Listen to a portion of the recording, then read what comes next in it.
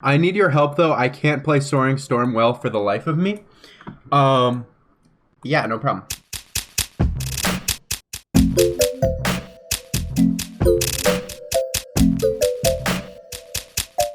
Oh, I cloned it? Oh, there, yeah. Okay, here we go. So here's the deck. Um, so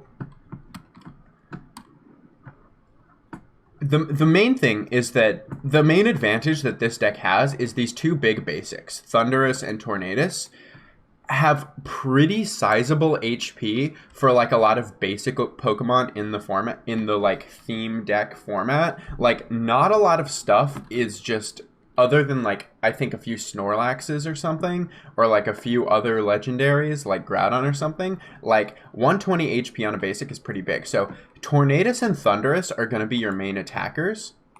Um, Dragonite, even though it's tempting that you have this 170 damage, you almost never want to actually attack with the Dragonite, right? The Dragonite is there for its ability, and its ability is so strong. Like, I'm sure if you've gotten the Dragonite out in a game before, like, you know that, like, Hurricane Charge is just ridiculous, because then you attach 2 energy per turn for free, plus your additional attachment. So you can just get 3 energy onto something, like, really, really fast, right?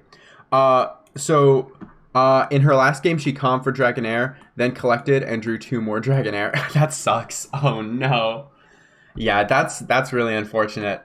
Um, yeah, I mean, a big part of theme deck format is that like a lot of it is luck, because like the energy that like they put in these default theme decks is ridiculous. Like you're playing 20 copies of an energy, like that's a third of your entire deck. So like, and I mean, you like Cynthia's an amazing draw supporter, but the deck has 2 of them when it's like 2 Cynthia and 2 How, when in reality it would just be better to play 4 Cynthia. Like, and there's still only 2 Calm and not a lot of Pokeballs. Like the theme decks are not built with consistency in mind.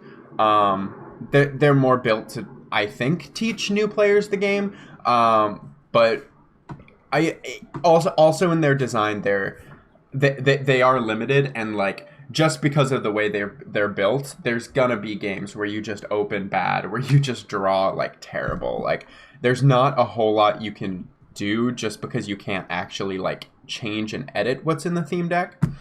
But the main strategy that I use when I'm playing this theme deck is I try and get the Dragonite on my bench as fast as possible. Like turn 1, my entire goal is to get the Dratini. And then turn 2, I want to get the Dragonair. And turn 3, I want to get the Dragonite, right? So like if I Pokemon Fan Club,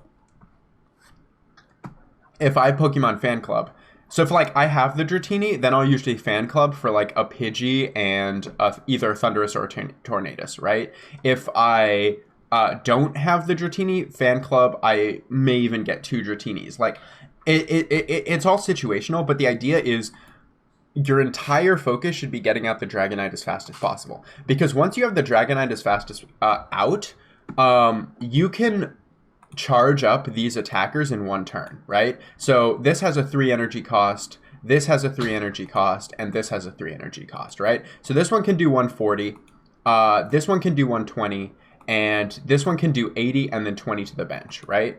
So let's say if they have Pokemon on their bench that like have 130 health, what I try and do is Dragonite, load up the Tornadus, and then attack with Thunderous Tornado, so I can do 80 to the active and 20 to the bench. And it doesn't matter as much that I didn't knock out their active, but I've set up that 130 on the bench to be knocked out by a Thunderous later, right?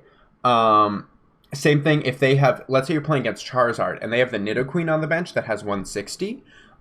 Doing the 20 to the bench can set that up for a knockout for the Lantern, right? So the idea is that you just want these 3 attackers to be your main attackers, and just think about like the math of how much it takes for each of them to knock it out. Like 120 is huge for theme deck format, and 120 will knock out most things, right? But if you put all the energy on the Dragonite and just attack with Dragon Impact, you're going to have to discard 3 energy, which is like a pretty hefty cost to continuously be attacking with Dragon Impact. And the 2 retreat is not like if you're paying 3 energy to you're paying 3 energy just to attack, and then next turn, let's say you want to retreat into a different attacker, you still have to attach another energy just to then pay the 2 energy to retreat.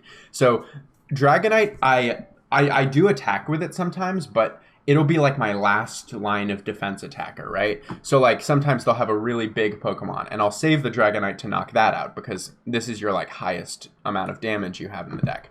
But Dragonite's not your attacker, it's your support Pokemon. So as long as you're using Hurricane Charge every single turn, and you have multiples of these on the bench, this and this and this, you can overwhelm your opponent just in terms of like energy attachments, because you can attach energy faster than everybody else. The Pidgeot is probably the most useless card in the deck. Like Pidgeotto is just so much better because I usually try and get out 2 Pidgeottos if possible. Like if I'm choosing between, like, the Grimer is just there for early game, like to draw, but because collect is your attack, I would almost always choose to get a Pidgey to evolve into a Pidgeotto over a Grimer if I had the choice, because every turn you just want to see as many cards as possible. Like this deck for theme deck format lets you get a pretty sizable hand because you're drawing every turn with Pidgeotto. You're drawing more if you have multiple Pidgeottos, and you're drawing with Bug Catcher and How and Lily and stuff like that. So you just want to get a big hand with a lot of energy in it. Energy Recycle System, I try and save this to use the second ability for it, to shuffle 3 basic energy from the discard into the deck. Just because, like, if you run through energy really quick, I try and save it late game to use the second effect, but then sometimes there's situations where you have to use the first effect. But I just try and save it to late game. Same thing with Fisherman. Like, if I only have 3 or 2 energy in the discard, it's a waste to just use Fisherman then. You want to wait till you actually have 4 targets so you can put 2 lightning and 2 water just all in your hand, because that's 2 more turns that you can get Hurricane Charge. Like if you can get 2 Dragonites out, then you're just loading up so much energy so fast onto things, and you can kind of overwhelm them with your big basics.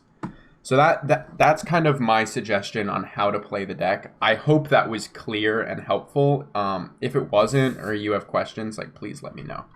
But one of my trades was just accepted. Of course, it's the hammer stuff. I'm going to go post more of the hammer trades.